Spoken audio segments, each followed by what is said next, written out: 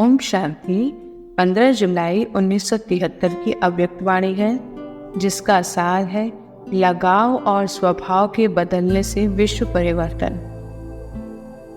नजरों से निहाल करने वाले, दुख व अशांति से दूर ले जाने वाले, मुक्ति जीवन मुक्ति का वर्षा देने वाले, लाइट हाउस और माइट हाउस बनाने वाले, सर्व की मनोकामनाओं को पूर्ण करने वाले विश्व कल्याणकारी बाबा बोले, क्या आवाज से परे शांत स्थिति इतनी ही प्रिय लगती है कि जितनी आवाज में आने की स्थिति प्रिय लगती है। आवाज में आना और आवाज से परे जाना, ये दोनों ही एक समान सहज लगते हैं या आवाज से परे जाना मुश्किल लगता है। वास्तव में स्वधर्म शांत स्वरूप होने के कारण आवाज से परे जाना अति सहज होना चाहिए। अभी अभी एक सेकेंड में जैसे स्थूल शरीर द्वारा कहीं भी जाने का इशारा मिले, तो जैसे जाना और आना ये दोनों ही सहज अनुभव होते हैं, वैसे ही इस शरीर की स्मृति से बुद्धि द्वारा परे जाना और आना ये दोनों ही सहज अनुभव होंगे। अर्थात क्या एक सेकंड में ऐसा कर सकते हो? जब चाहे शरीर का आधार ले और जब चाहे शरीर का आधार छोड़कर अपने अशरीरी स्वरूप में स्थित हो जाएं। क्या ऐसे अनुभव चलते फिरते करते हो? जैसे शरीर धारण किया वैसे ही फिर शरीर से न्यारे हो जाना, इन दोनों का क्या एक ही अनुभव करते हो? यही अनुभव अंतिम पेपर में फर्स्ट नंबर लाने का आधार है। जो लास्ट पेपर देने के लिए अभी से तैयार हो गए हो या हो रहे हो, जैसे यादव सेना ने फुल फोर्स से तैयारियां की हुई हैं, क्या वैसे ही पांडव सेना भी अपनी सर्व तैयारियां कर समय का इंतजार कर रही है? ऐसे एवर रेडी हो जैसे लाइट हाउस और पावर हाउस एक सेकेंड में स्विच ऑन करने से चारों ओर लाइट और माइट फैला देते हैं। क्या ऐसे ही पांडव सेना एक सेकेंड में डायरेक्शन प्रमाण लाइट हाउस और माइट हाउस बन सर्व आत्माओं को लाइट और माइट का वरदान दे सकती है? जैसे स्थूल नजर एक सेकेंड में एक स्थान पर बैठे चारों ओर देखती है, क्या ऐसे ही तीसरे नेत्र द्वारा एक सेकंड में आप चारों ओर न सिर्फ भारत लेकिन सारे विश्व की आत्माओं को नजर से निहाल कर सकते हो? जैसे सरल और सहज रीति से स्थूल नेत्र द्वारा नजर फैला सकते हो, क्या वैसे ही आप नजर से निहाल कर सकते हो? क्या तीसरा नेत्र ऐसा पावरफुल है जो दूर तक नजर जा सके? तीसरे नेत्र को शक्तिशाली बनाने के लिए केवल मुख्य दो शब्दों पर अटेंशन चाहिए। तीसरे नेत्र में कमजोरी आने की भी वही दो बातें हैं। वह कौन सी? स्थूल नजर के कमजोर होने का क्या कारण होता है? ब्रेन वर्क का ज्यादा होना। बातें तो वही हैं, लेकिन इन सभी बातों को दो शब्दों के सार में लाने से अटेंशन रखना सहज हो जाता है। तो कमजोरी लाने के दो शब्द हैं, एक लगाव, दूसरा पुराना स्वभाव। किसी को अपना पुराना स्वभाव कमजोर करता है और कोई को किसी प्रकार का भी लगाव कमजोर करता है। यह दो मुख्य कमजोरियां हैं। इसका विस्तार बहुत है। हर एक का कोई न कोई लगाव है और हर एक में नंबरवार परसेंटेज में अभी तक पुराना स्वभाव है।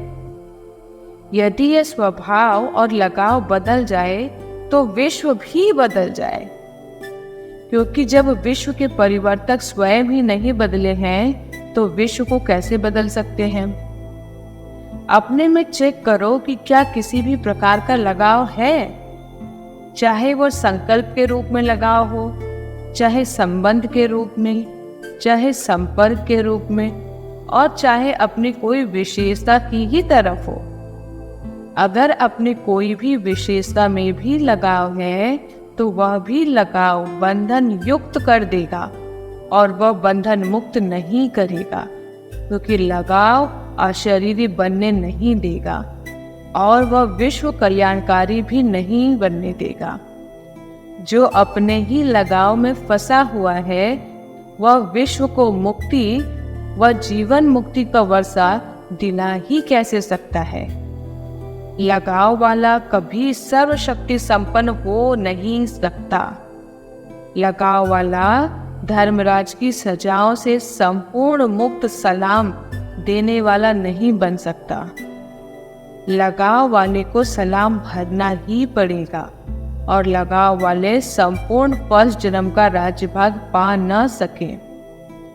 इसी प्रकार पुराने स्वभाव वाले नए जीवन नए युग का संपूर्ण और सदा अनुभव नहीं कर पाते।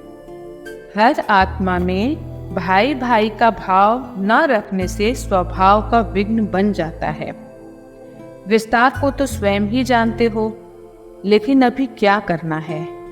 विस्तार को जीवन में समाकर बाप समान बन जाना है। ना कोई पुराना स्वभाव हो और ना कोई लगाव हो। जबकि तन मन और धन सभी बाप को समर्पण कर दिया तो देने के बाद फिर मेरा विचार, मेरी समझ और मेरा स्वभाव यह शब्द ही कहाँ से आया? क्या मेरा अभी तक है या मेरा सो तेरा हो गया? जब कहा मेरा सो तेरा तो मेरा मन समाप्त हो गया ना। मन और तन बाप की अमानत है, आपकी तो नहीं है ना। मेरा मन चंचल है, यह कहना कहाँ से आया? क्या अभी तक मेरापन नहीं छूटा? मेरापन किसमें होता है? बंदर में। वह खुद मर जाएगा लेकिन उसका मेरापन नहीं मरेगा। इसलिए चित्रकारों ने महावीर को भी पूंछ की निशानी दे दी है। महावीर लेकिन पूंछ जरूर है। तो यह पूंछ कौन सी है? लगाव और स्वभाव की। जब तक इस पूंछ में आग नहीं लगाई है तब तक लंका को आग नहीं लग सकती। इसलिए अब सभी प्रकार के लगाव और स्वभाव को समाप्त करो। जैसे विनाशकारी आत्माएं विनाश के लिए तड़पती हैं, क्या ऐसे ही आप स्थापना वाले विश्व कल्याण के लिए तड़पते हो? ऐसी सेल्फ सर्विस और विश्व की सर्विस, इन दोनों के लिए नए नए इन्वेंशंस निकालते हो। जैसे वह लोग अभी इन्वेंशन कर रहे हैं कि ऐसे पावरफुल यंत्र बनाए जो विनाश सहज और शीघ्र हो जाए। तो क्या ऐसे आप महावीर साइलेंस की शक्ति के इन्वेंटर ऐसा प्लान बना रहे हो कि जो सारे विश्व को परिवर्तन होने में अथवा उसे मुक्ति और जीवन मुक्ति का वर्षा लेने में सिर्फ 1 सेकेंड ही लगे और सहज भी हो जाए? आप मुआफिक 35 वर्ष ना लगे। तो ऐसी रिफाइंड इन्वेंशन से 1 सेकेंड में नजर से निहाल, 1 सेकेंड में दुखी से सुखी, निर्बल से बलवान और अशांति से शांति का अनुभव करा सकते हो? क्या ऐसे रिफाइंड रूहानी शस्त्र और युक्तियां सोचते हो कि 1 सेकेंड में उनका तड़पना बंद हो जाए? जैसे बम द्वारा 1 सेकेंड में मर जाएं, वैसे 1 सेकेंड में उनको वरदान महादान दे सको? क्या ऐसे महादानी और ऐसे वरदानी बने हो? क्या सर्व की कामनाएं पूरी करने वाली कामधेनु बने हो? अब क्या स्वयं में कोई कामना तो नहीं रही हुई है ना? अगर अपनी कोई कामना होगी तो कामधेनु कैसे बनेंगे? मेरा नाम हो और मेरा शान हो, यह कामना भी नहीं हो। समझा?